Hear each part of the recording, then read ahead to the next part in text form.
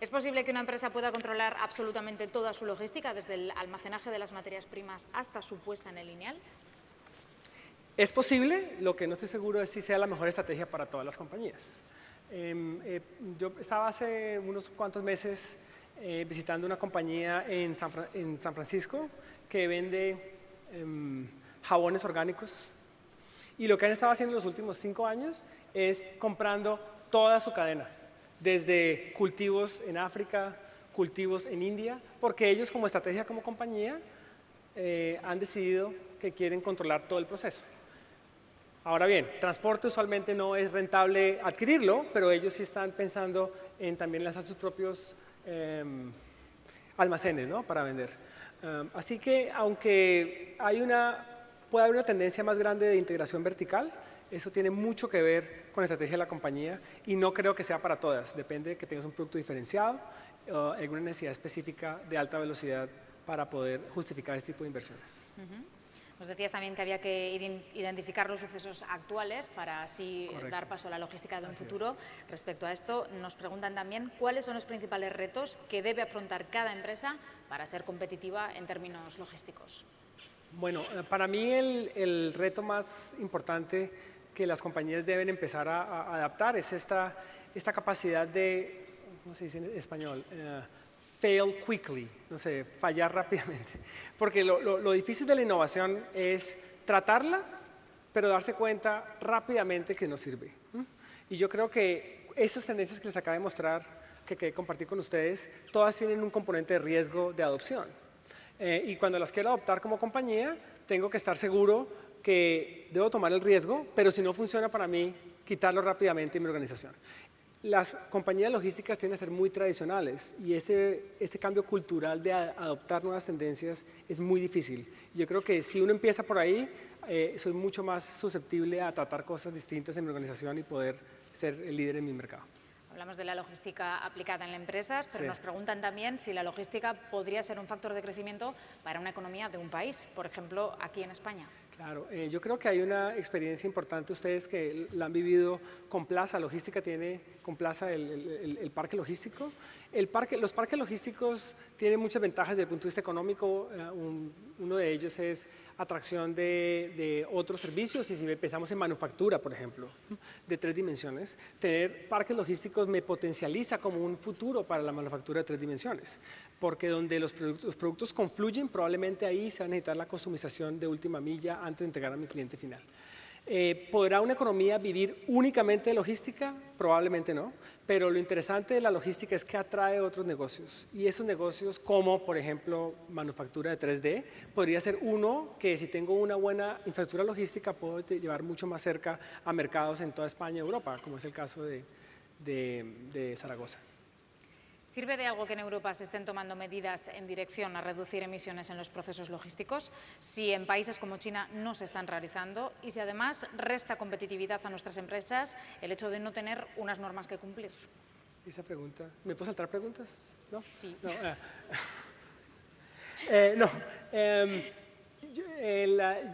Bueno, una de mis áreas de investigación tiene que ver con logística sostenible, o sea que yo creo firmemente en la necesidad de hacer este tipo de inversiones. Realmente, en el corto plazo, parecería que no fuera una ventaja competitiva, porque hay un proceso de adaptación. Como dicen tú, acabas de decir, en Europa han ido un poco más rápido en estas tipos de iniciativas. Eso ha, en el corto plazo, de pronto incrementado algunos costos, generado algunas presiones que no existen, que en el corto plazo China está tomando ventaja. Pero como les mostraba ahorita, a medida que el petróleo empieza a subir de precio y a fluctuar mucho más, esas inversiones de emisiones de carbono, que en particular también usualmente están asociadas con ahorro de combustible, van a pagar en el largo plazo. Y la pregunta es, ¿qué tan rápido tienen que seguir haciéndose estas inversiones? Yo creo que el paso actual es un paso más o menos adecuado, sin ser un experto en política pública, pero sí creo que el dolor de corto plazo se va a pagar en beneficios de competitividad a largo plazo, especialmente con alta fluctuación de precios de energía que se espera en el futuro. Algo que nos nombrabas hace unos instantes, ¿va a suponer la tecnología de impresión 3D una revolución industrial o solo una mejora marginal en fabricación? Ok, la tecnología de impresión 3D tiene hoy en día en la curva se llama, no sé, de popularidad, yo creo, hype, decimos en Estados Unidos, es la pregunta que más nos hacen en MIT hoy en día todas las compañías, si 3D, si 3D, si 3D. Mi percepción es que va a transformar radicalmente algunos sectores, pero otros no. O sea, no vamos a hacer tecnología 3D de tornillos. O sea, no vale la pena, uno lo quiero de alta masa, alto volumen. Entonces, donde va a haber la transformación son en partes, como mencionaba antes, o industrias que tengan que ver con personalización del consumidor. Donde yo quiero, y siempre utilizo como ejemplo los teléfonos celulares, que todos tenemos uno, y probablemente todos tenemos una de estas cajitas, ¿sí? Cajitas que usamos para poner el teléfono más personalizado, mostrar nuestra personalidad. Ese tipo de industrias están en alto riesgo, porque una vez que la tecnología 3D la puede hacer en cualquier punto de comercio, no hay necesidad de tener accesorios. Todos los accesorios pueden estar minimizados. Yo creo que es algo más fragmentado, no creo que vaya a transformar totalmente la manufactura mundial, pero sí va a generar nuevas industrias y algunas van a desaparecer. Estamos hablando de que la logística es un arma de estrategia, es una clave fundamental en las empresas, y nos preguntan también cómo de importante es la innovación en proceso, por ejemplo, lo que hace Zara, de Inditex, comparada con la innovación en productos, como por ejemplo hace Apple. Bueno, yo soy un gran proponente de la innovación en procesos. Logística, como se dieron cuenta, aunque lo pasé muy rápido, en la historia de la logística, el número de innovaciones puntuales en cosas físicas ha sido mucho menor que la de procesos. Los procesos son mucho más difíciles de replicar, especialmente si pensamos en manufactura 3D. Un producto nuevo o un producto como el de Apple, puede que la calidad no sea exactamente igual, pero rápidamente, en un proceso de 5 años, Samsung y los demás ya han podido replicar el producto. Lo que no han podido replicar son los procesos que tiene Apple para apoyar toda su logística. Apple hizo incluso un muy buen ejemplo de una innovación en proceso muy grande que se hizo desde el principio. Cuando estaba todo el mundo haciendo computadores como Dell por online, Apple abrió su tienda y esa estrategia requería un proceso logístico especial para entrega al detalle. Así que eso es lo que ha permitido que Apple, a pesar de que los productos de otros competidores han llegado al mismo nivel, también ha podido mantener su innovación en producto por más tiempo. Y ahí es donde los procesos traen ventaja competitiva. Y si hablamos de que la logística es importante para las empresas, ¿cómo nos podemos preparar por parte del ser humano, de las personas que trabajan en esas empresas respecto a la logística? Hay que seguir invirtiendo en educación y en investigación. Nosotros en MIT, también aquí en el Zaragoza Logistics Center, y foros como este, como el Foro Pilot, es la oportunidad de conocer a otras personas, ver otras industrias. Yo creo que la tendencia de cualquier compañía que yo hablo es: mi problema es único, nadie me entiende y solamente yo lo puedo resolver. Y por eso no le quiero contar a nadie de lo que me está pasando, y menos a alguien que nunca está en mi sector.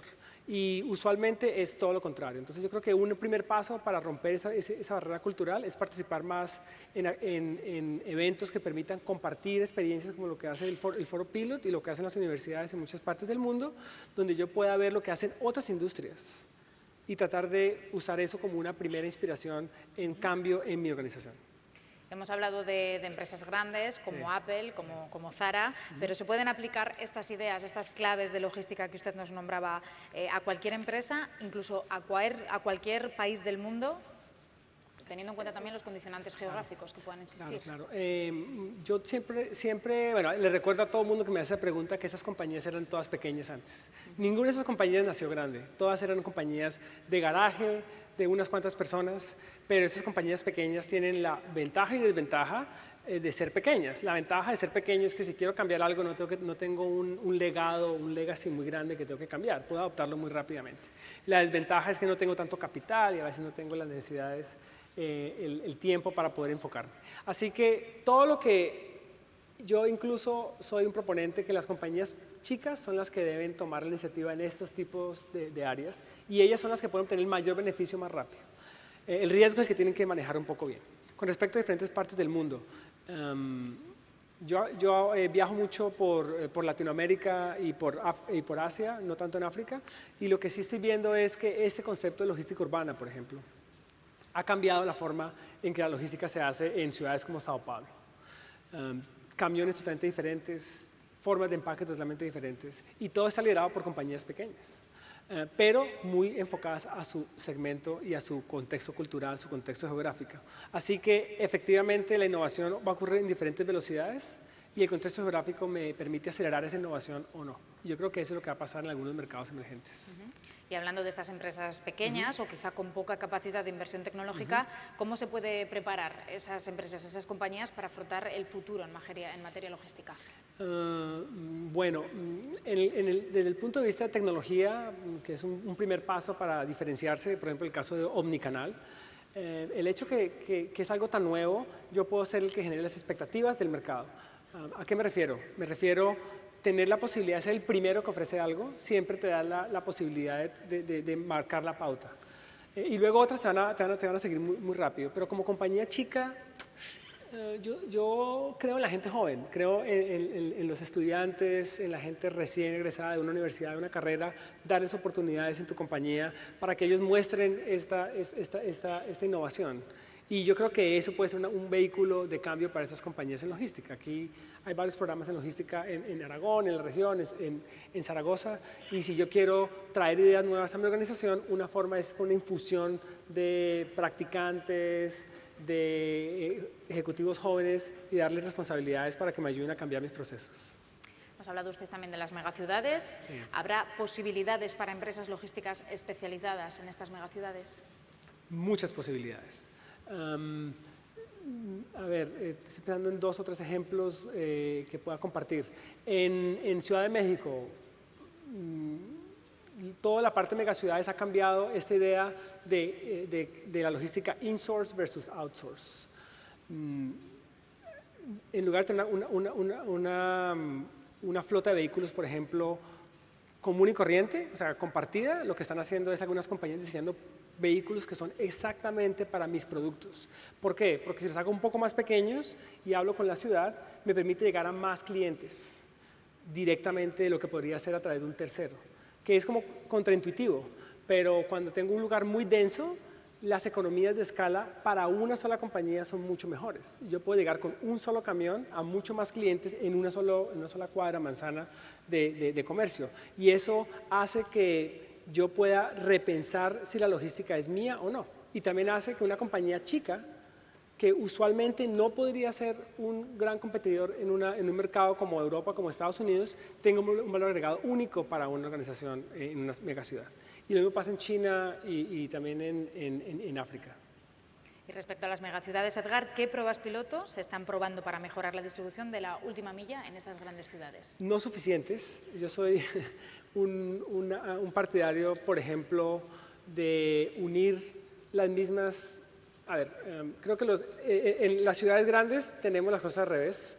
Mandamos a las personas por debajo de tierra y las cajas que cojan el sol debe ser al revés. ¿Sí? Las cajas deben ir por el metro y nosotros debemos estar cogiendo el sol. Y eso quiere decir que hay una necesidad de utilizar la red de transporte de pasajeros, compartirlas para entregas de carga. Y yo creo que hay algunas ciudades que están en esos programas piloto, pero aún estamos en la primera generación de esas etapas. Yo creo que eso podemos verlo en el futuro, un cambio más importante. Creo que esto daría respuesta también a otra pregunta que decía que mientras los camiones voladores se inventen, se popularicen y se conviertan en algo frecuente, ¿cuáles creería usted que son los mejores medios de transporte? Los subterráneos para carga son óptimos. Si podemos utilizar la red subterránea o una red parcial de pasajeros para carga, podemos tener unas eficiencias muy grandes a nivel de ciudad. También tenemos que tener espacios multipropósito. Creo que en Europa se han tratado en muchas ocasiones estos microplataformas urbanas. Aquí aplican mucho más fácil porque la densidad es mucho más baja, pero en estos mercados en crecimiento yo creo que hay también una redistribución y ver la logística no únicamente como una actividad privada, sino como un bien público.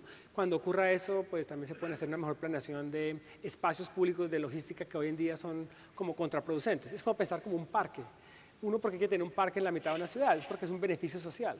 La logística lentamente se está reconociendo como un potencial de ese beneficio. Yo creo que eso nos va a ayudar a tener mini parques logísticos urbanos o subterráneos o encima de tierra. Volvemos a centrarnos en nuestro país, en España. De esas 8 tendencias, 8 claves que usted destacaba que cambiarían la logística, ¿cuáles están en marcha en España y cuáles necesitan todavía tiempo para que se desarrollen? Bueno, por lo menos con lo que vi ayer en algunas de las pequeñas compañías que presentaron, toda la parte de tecnología de smartphones y sensores, naturalmente en España creo que está avanzando a una velocidad muy grande.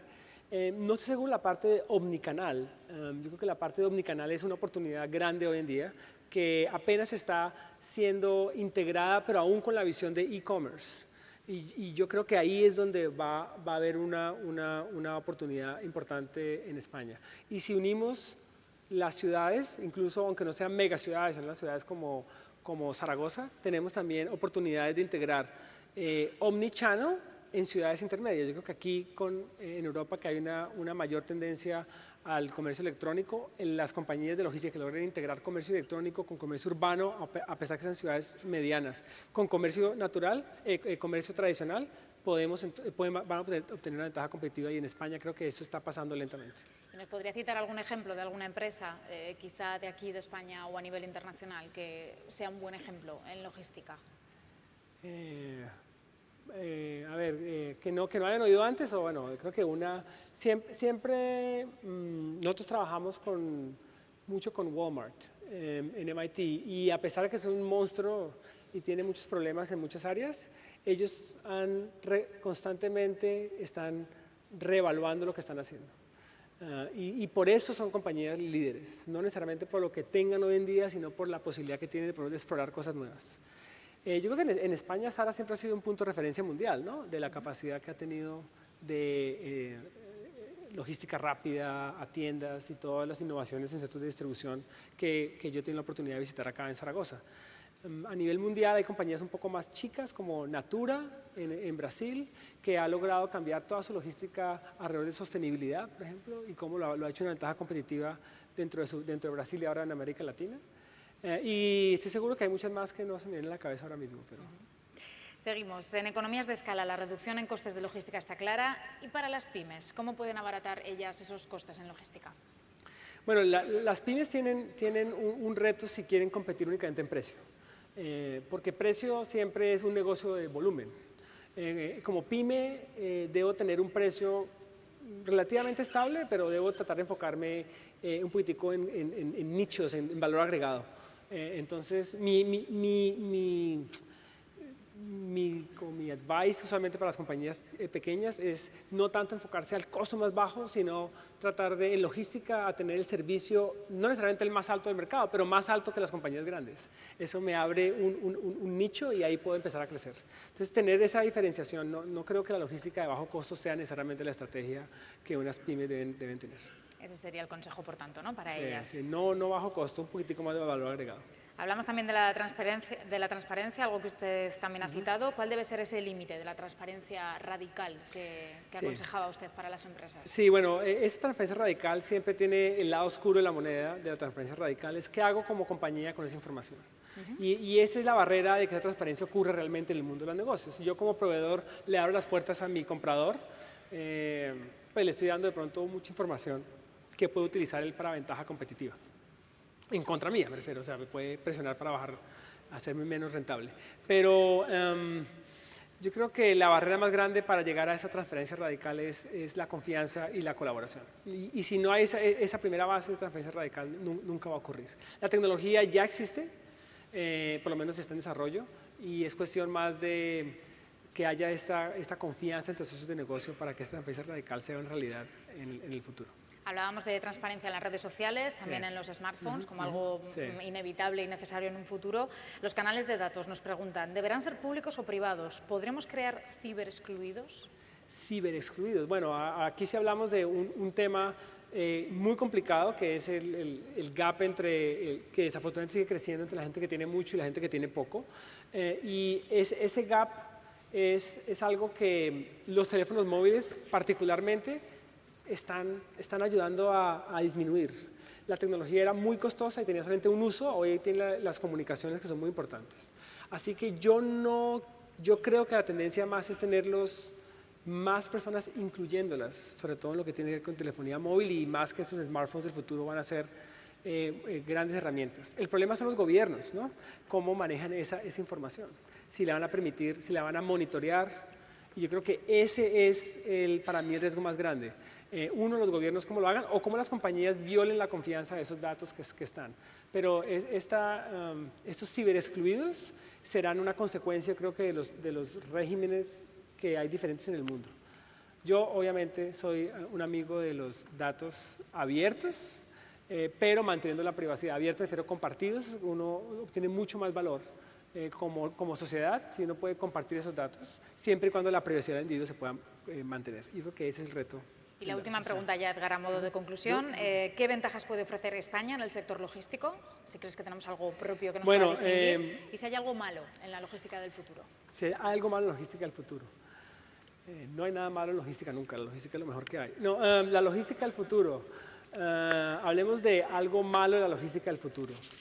Hablemos de España primero, luego pienso algo malo. Yo creo que España tiene una ubicación relativamente ventajosa con respecto a sus conexiones con África, por ejemplo, y esa tradición, y con Latinoamérica cultural e histórica y geográfica, es donde se puede aprovechar la ventaja competitiva tradicional por los procesos de descubrimiento y conquista y desarrollo social en América Latina, pero a largo plazo solamente porque hay experiencia con manejar muchas culturas. Yo creo que esto es una ventaja competitiva cuando uno va a China, el problema es el idioma. Y hablemos de la logística como algo malo.